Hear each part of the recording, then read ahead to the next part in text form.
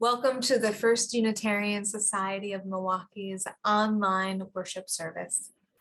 I'm Reverend Jennifer Nordstrom, and I'm honored to serve as the First Unitarian Society of Milwaukee's senior minister. We welcome people of all genders, sexualities, ages, races, ethnicities, histories, and bodies. We welcome your mind, your heart, and your spirit. We welcome all you're bringing with you today and all your heart longs to set down. We'd like to pay a special welcome to guests who are joining us today. If you're visiting for the first time or joining us from afar, why don't you say hello in the chat now and tell us where you're joining us from? I welcome everyone into our worship service by inviting you to repeat our first church mission after me. We gather to nurture the spirit, engage the mind, and inspire action. Let's go now to our beloved sanctuary to light the chalice, which is the symbol of Unitarian Universalism.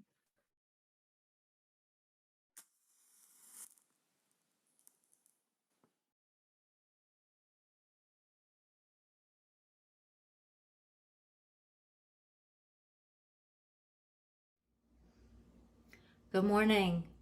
My name is Joby Clark, and I am your worship associate this morning. I have a reading I'd like to share called Blessed Are the Queer by H.P. Rivers. Blessed are the wanderers seeking affirmation. Blessed are the worshipers praying from closets, pulpits, pews, and hardship. Blessed are the lovers of leaving family and familiarity, leaving tables where love is not being served. Blessed are those who stay. Blessed are those who hunger and thirst for justice, for they will be satisfied. Blessed are the queer disciples of truth, living, breathing, sacred reflections of divine love.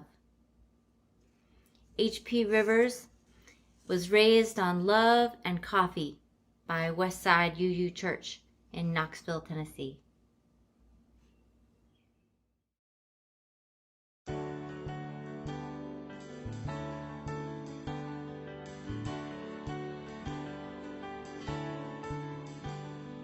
Something I'm learning day after day, something that steadies my feet on the way, is the truth that my life brought me right to the place I am now. Though I don't know how, there is not a doubt, nothing is wasted, nothing is lost. All that I went through, whatever the cost, I can use on the road to the person I'm trying to be. None of it came free, but all of it is me. All of who I am is beautiful and strong, as I come to know that all of me belongs, my best and my worst, the ways that I've grown, the struggles I've faced, the joy that I've known. There is a blessing I'm trying to understand. It's been there since my life began. I will find it in all of who I am.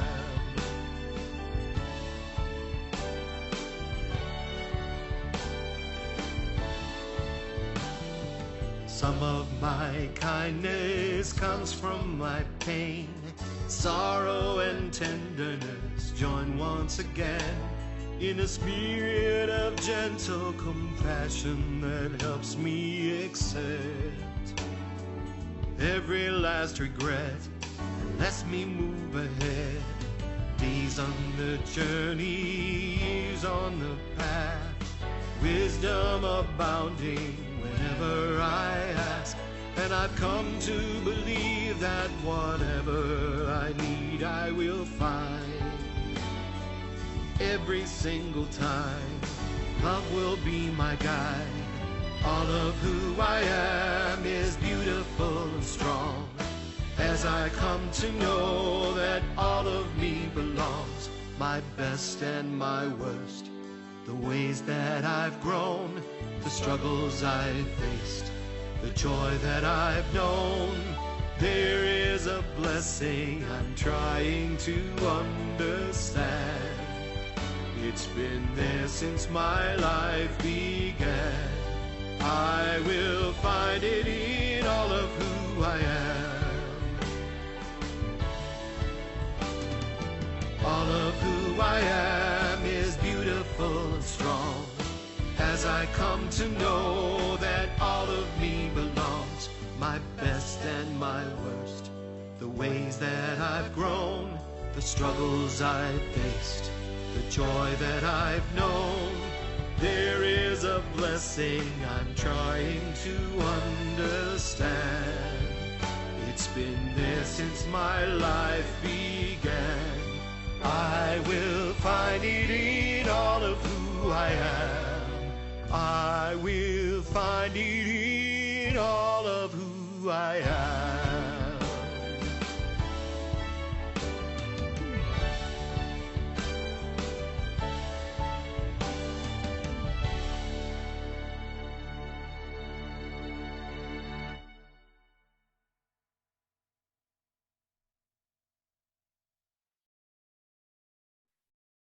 It's a warm, sunny day, and the streets are filled with people. Sweaty, laughing, dancing people. There are fairies and drag queens and leather daddies. There's a giant truck covered in crepe paper and blasting Sister Sledge. There are 1 million feather boas and 2 million buckets of glitter. There are pleather platform wedges, stilettos, sneakers, and Doc Martens galore. The streets are teeming with people of all ages and shapes and colors and abilities and genders. It's Pride, the annual celebration of LGBTQ plus people and culture. Every June, cities across the country hold Pride events, from marches to parties to protests. The very first Pride was a riot. Pride commemorates the 1969 Stonewall Inn uprising, when patrons of the Stonewall Inn in Greenwich Village fought back against a violent police raid. In New York City, police had been abusing the LGBTQ community for years, for decades. They would regularly raid the gay bars and beat up and sometimes arrest the people in them. But on this night, well, the early morning really of June 28th, 1969, the community fought back.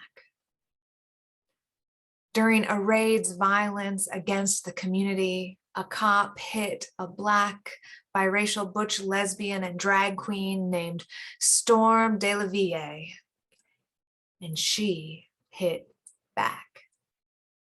After being clubbed in the head, she cried out to the crowd, "Why don't you do something?" And the crowd responded. 2 trans women of color, Marsha P. Johnson and Sylvia Rivera, were immediately involved in the resistance. Stonewall lore credits Johnson with throwing the first brick and Rivera with throwing the first bottle. But the truth is that it was a collective uprising led by LGBTQ women of color in defiance of police brutality. The uprising lasted for days, and it was the beginning of the public push for gay rights. The following year, the first Pride marches commemorating the uprisings were held on June 28th in New York City, Los Angeles, and Chicago. Now, you all have met me, and you know I love a good protest. At First Church, we absolutely support resisting oppression and fighting for dignity, honor, and equitable treatment under the law. It's important to remember those aspects of Pride Month, to not lose sight of the resistance, of the uprising that started it all, of the protest. And Pride has also become a celebration of the joy of LGBTQ plus identity and culture. And that's also important. Celebration lifts people up. It honors the joy of an identity that's honestly been denigrated in our society. It pushes back against the various ways that oppression works, erasure, depressing narratives, stereotypes. Celebration says, we're here, we're queer, and we're beautiful, joyful, and diverse. We're not all one thing. We're not only stories of grief and tragedy, and we don't all look the same or act the same or love the same. Pride is a way to resist oppression through practicing its opposite, reverence. Pride says LGBTQ plus people are sacred and their lives are a blessing in the world. We're at an interesting moment in history in this country in terms of honoring the sacredness of LGBTQ plus people's lives and receiving their blessing. An enormous amount of progress has been made, and mainstream society has largely come to accept and include LGBTQ plus people. Rainbow flags are ubiquitous around town here in Milwaukee, and most mainstream Protestant denominations, like ours, are welcoming and affirming of queer people. Pride is an activity full of families and people from all walks of life.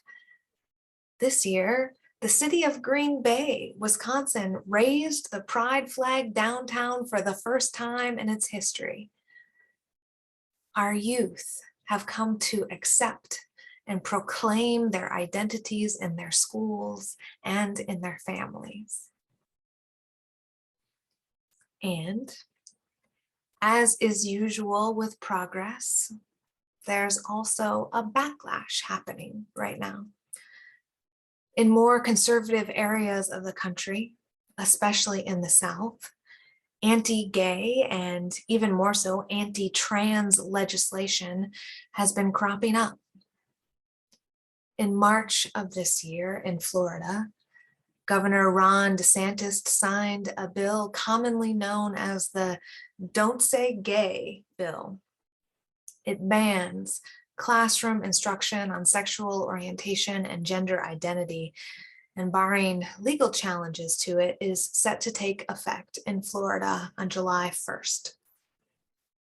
The legislation tries to erase LGBTQ plus students and families and history. It also cuts off LGBTQ plus children from support by requiring parental consent from for any support services. It gives parents the option to deny their children such services. For queer kids from unsupportive families, this increases mental health risks, including suicide. It's going to have an immediate, harmful effect on young people in schools in Florida. Support for those young people is coming from all over the place right now, and folks are fighting back. Amit Paley, executive director of the Trevor Project, said in a statement reported by NPR that, quote, "While I'm saddened to see this harmful bill signed into law, I'm inspired by the outpouring of love and support for LGBTQ students that we've seen from parents and teachers, from celebrities and their peers. Social support is vital for suicide prevention, and I want to remind LGBTQ youth in Florida and across the country that you are not alone." That message, "You are not alone," is a life-saving message. It's another one of the blessings of Pride. Pride gatherings declare, you are not alone. You're surrounded by community, beautiful, flamboyant, joyful community. It says to young LGBTQ plus people, you don't have to hide who you are. Who you are is delightful and it's sacred.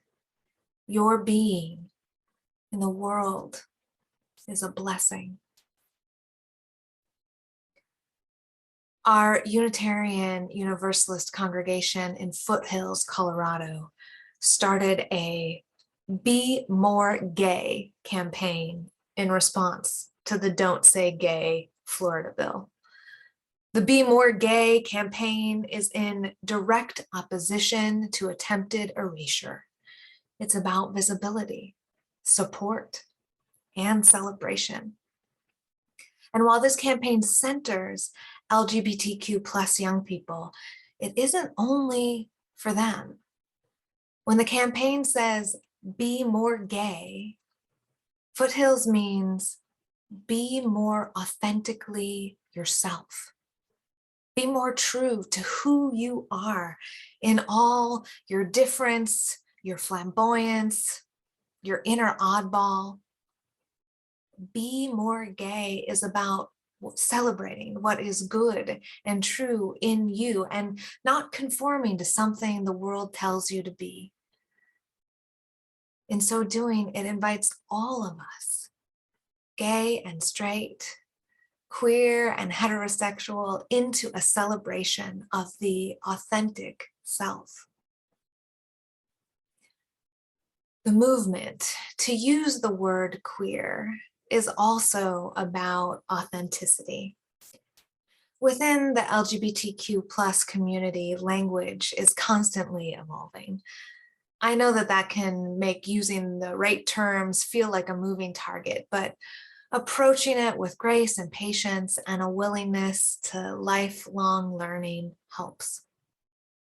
So in the 1990s, a movement within the LGBTQ plus community began using the word queer to challenge normative identity and to highlight the complicated ways that all of our identities intersect and affect our experiences. Queer in that context means not straight, not normative. The queer movement intentionally upsets power dynamics and insists on complexity. It challenges categories and it plays with gender and sexuality. By resisting norms and subverting power structures, queer liberation and queering the culture can be liberatory for straight people too. Celebrating queerness, having pride, being more gay makes more room for the fullness and authenticity of everybody because it challenges the strictures that hold conformity in place. Queerness, it shakes up the constraints on authentic expression and thereby makes more space for all of us to be our true selves. Xander Moritz was the first openly gay president in his Florida high school's history this year, and actually for the past 4 years in his high school. He's also the youngest plaintiff in the lawsuit against the Don't Say Gay bill in Florida. When the principal of his high school learned that Xander planned to speak about his identity and his activism at the school's graduation ceremony, he was the only student speaker planned for the ceremony. He got called into the office and told that the administration would cut off his microphone, stop the speech, and end the graduation ceremony if he did so. Now, of course, Xander didn't want to stop the graduation celebration for his entire class, but he didn't want to be silenced either. He was determined to celebrate without having his identity or his voice erased. So he got creative, he got clever, he got queer. Xander worked with his activist organization to print 10,000 Say Gay rainbow stickers for graduation, and he passed them out to hundreds of his peers.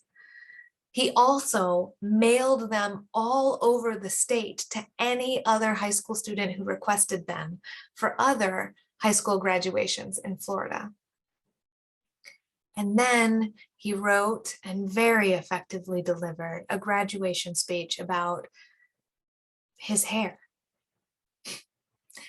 Xander talked about his class's work to navigate the pandemic, the movement for Black lives, the climate crisis, all inside the burden of social media and the constant onslaught of information technology. Because of the attempt to erase Xander's voice, I'm going to amplify that voice instead of putting it in my own words. So Xander said, "We are children, but we are children with the knowledge that our everyday lives are being lived in a state of emergency. Hear me. We are living in a state of emergency. We cannot allow the degradation of our communities, the environment, and the Constitution to be socially acceptable just because we are witnessing the attacks daily. We need to be more shocked and not less. We need to react more each time, not less. If we let this become everyday life, then it will happen every day. And that's why we need to discuss what has become a very public part of my identity." Now, when Xander said this, you could kind of hear the whole room go. He went on, "This characteristic is probably the first thing you think of me when you think of me as a human being. As you know, I have curly hair." The room laughed, but Xander went on. "I used to hate my curls. I spent mornings and nights embarrassed of them, trying desperately to straighten this part of who I am. But the daily damage of trying to fix myself became too much to endure. While having curly hair in Florida is difficult due to the humidity, I decided to be proud of who I was, and I started coming to school as my authentic self."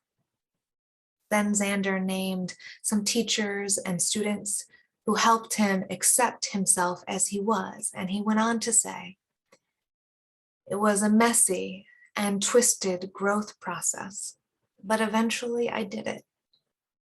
It was because of the love I've drawn from this community that I came out to my family. Now I'm happy with who I am. Now I'm happy. And that is what is at stake. Right now, those with the most power are coming for those with the least. We should not have to deal with this, but we're ready. We can save the world. The kids are going to be all right.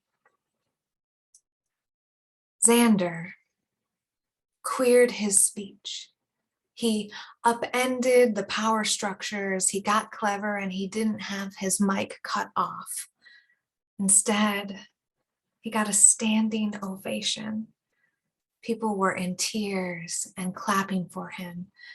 And since then, he's had his words amplified all over the country through news interviews and social media, and I'm sure other sermons like this one. He did a good job.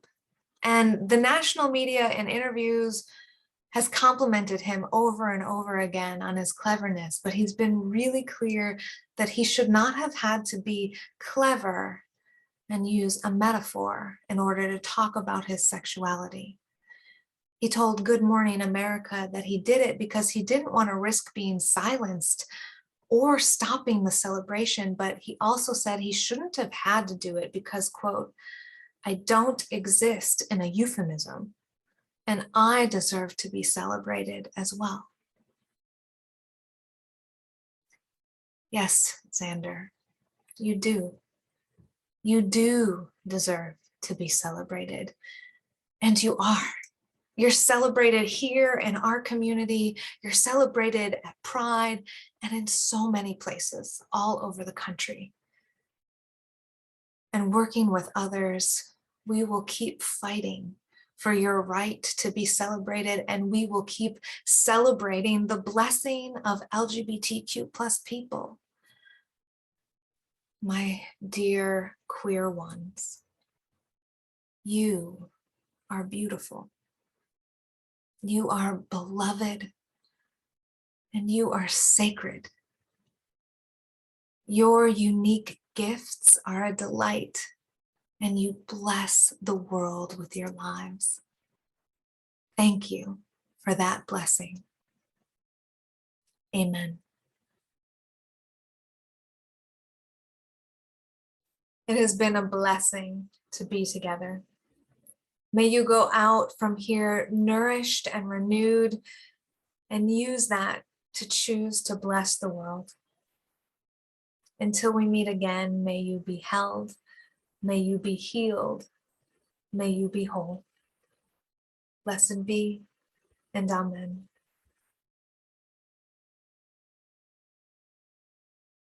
We are going, heaven knows where we are going. We know within, and we will get there. Heaven knows how we will get there, but we know we will. Whoa, yeah, yeah. Whoa, yeah, yeah.